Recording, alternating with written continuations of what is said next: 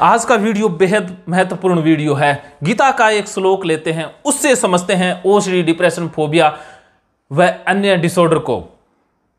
दूसरे अध्याय का 14वां श्लोक है, हे कुंती पुत्र, सर्दी गर्मी और सुख दुख को देने वाले इंद्रिय और विषयों के संयोग तो उत्पत्ति विनाशील और अनित्य है, इसलिए हे भारत इनको तुम सहन कर।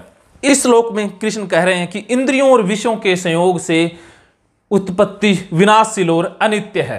अब देखिए ओसीडी, डिप्रेशन के लिए इस श्लोक का क्या महत्व है, कैसे समझें ओसीडी को, आपके विषय क्या है। जैसे आंखों का विषय है देखना, आपने देखा कि बाहर गंदगी है, उससे मिलन हुआ, आपने हाथ छुआ तो उससे क्या पैदा हुई, घबराहट पैदा हुई, एंजाइटी पैदा हुई, अंदर बेचैनी के भाव आए।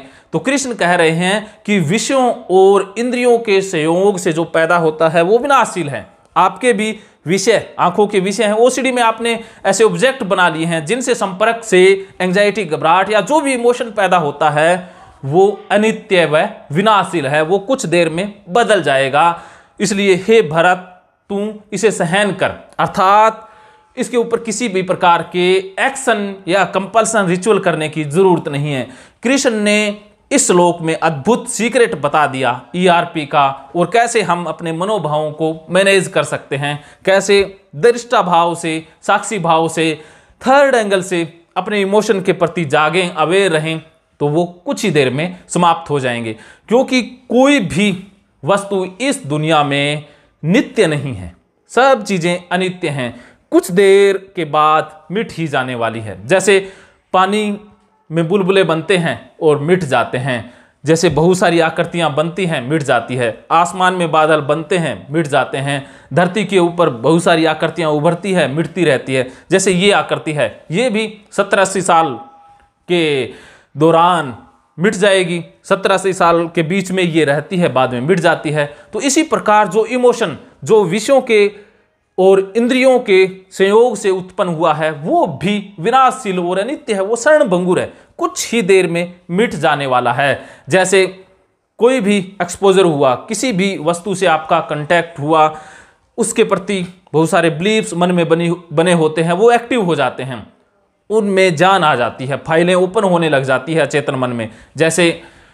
HIV से जिनको डर लगता है, जैसे ही उन्होंने ब्लड को छुआ, तो ब्लड को छुआ, विषय ऑब्जेक्ट वो ब्लड है, और छुआ उन्होंने इंद्रियों को, हाथों से या जिस भी शरीर के हिस्से से उससे संपर्क हुआ, उसके संयोग से अब क्या उत्पन्न हुआ, उसके संयोग से आपके बिलीफ सिस्टम थे वो एक्टिव हो गए, फाइलें ओपन हो गई, और उससे आपके घबराहट के, चिंता के, डर के मनोभाव उत्पन्न हो गए।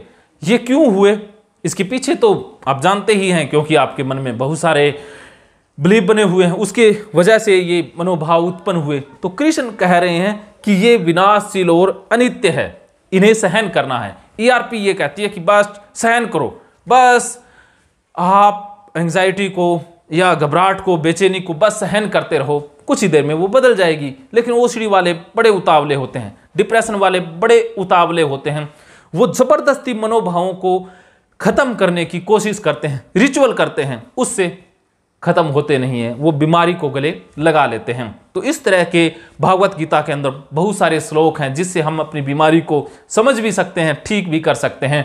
तो मैं वीडियोस आपके लिए बनाता रहूँगा, और अधिक जानकारी चाहते हैं आप गीता थेरेपी की बुक पढ़ सकते हैं, कुछ ही दिनों में वो बुक आपके हाथों में होगी, आप नंबर पर फ़ोन करके वो बुक आप मंगवा सकते हैं। अगर ये बात आपके खाने में बैठ गई तो बल्ले बल्ले, नहीं बैठी तो थल्ले थल्ले, फिर भी थल्ले थल्ले की जरूरत नहीं है, क्योंकि अब आप ऑनलाइन साइको गुरु टीम से बात करके थल्ले थल्ले को बल्ले बल्ले में बदल सकते हैं।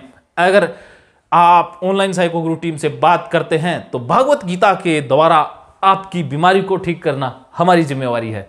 धन्यवाद।